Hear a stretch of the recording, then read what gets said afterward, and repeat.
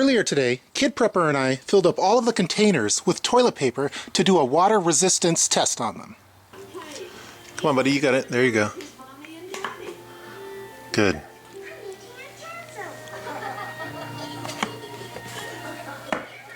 Hey, it's a Robin Hood.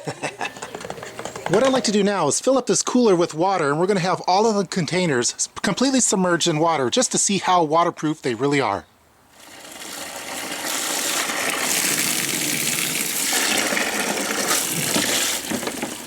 The lid kept popping up, so hopefully these bricks helps weigh it down for the duration of the test. Let's let it sit for a few days.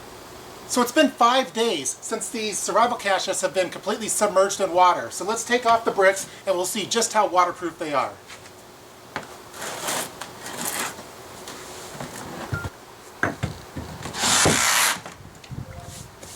Sorry, speech not recognized. Please try again. Alright. So I'm going to pull them all out and we'll put them on the table. So far it looks pretty good. Alright, let's open up all the survival caches and see just how waterproof they are. Let's start off first with the Nalgene Water Bottle. This is the silo version. So opening it up. By the way, I did put some plumber's tape on here to help protect it as well. Yeah, and this toilet paper is completely dry. So Nalgene Water Bottle passed the water test. Let's go, the GSI GearBox, we'll go with the large version first.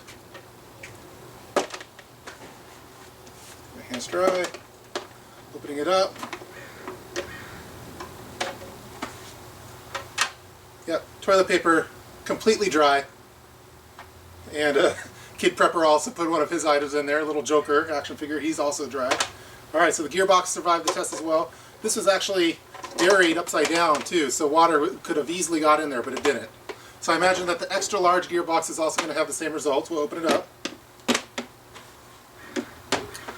So opening it up. Yep, toilet paper is completely dry.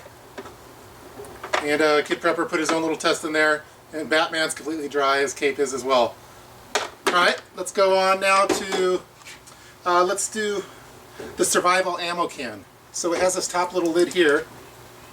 Okay, there's definitely water in this section here, but that doesn't mean that it went in there because there's 2 O-rings. So I'm going to have to unscrew it really quick. There's multiple screws here, so this may take some time, so I'll fast forward. So let me just open it up this way. Alright, so I finally got it unscrewed. It is going to take some time to open this one up, so that's definitely something you want to consider if you're considering this particular cache. You'll spend a few minutes unscrewing all of the screws, and they're kind of slippery if they're wet. So this one's open. Let's take a look.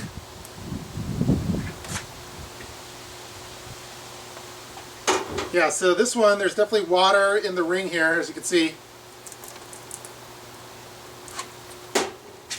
Come over a little closer to the camera. And this toilet paper is wet.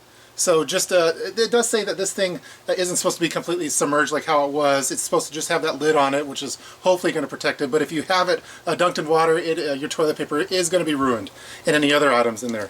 Although it looks like this one is completely sealed. It's in a plastic wrap here. So as you can see, there's water in the Survivor Ammo Can. So I don't find that it's totally as water protective or as the other containers are. Although if you have it in the plastic bag, I imagine it would be pretty safe. But as you can see, it failed the toilet paper test.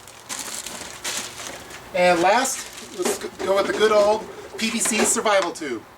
So with this one, you're also going to have a tool. If you don't have this tool, and if you have this one cranked on really tight, good luck trying to open it with just your hands. Hopefully you have very strong hands. I don't, so I had to use some kind of wrench.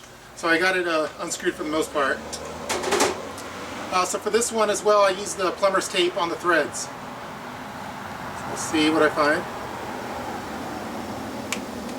Okay, I see a little bit of water in the threads themselves. This one I have a paper towel roll, and it is completely dry.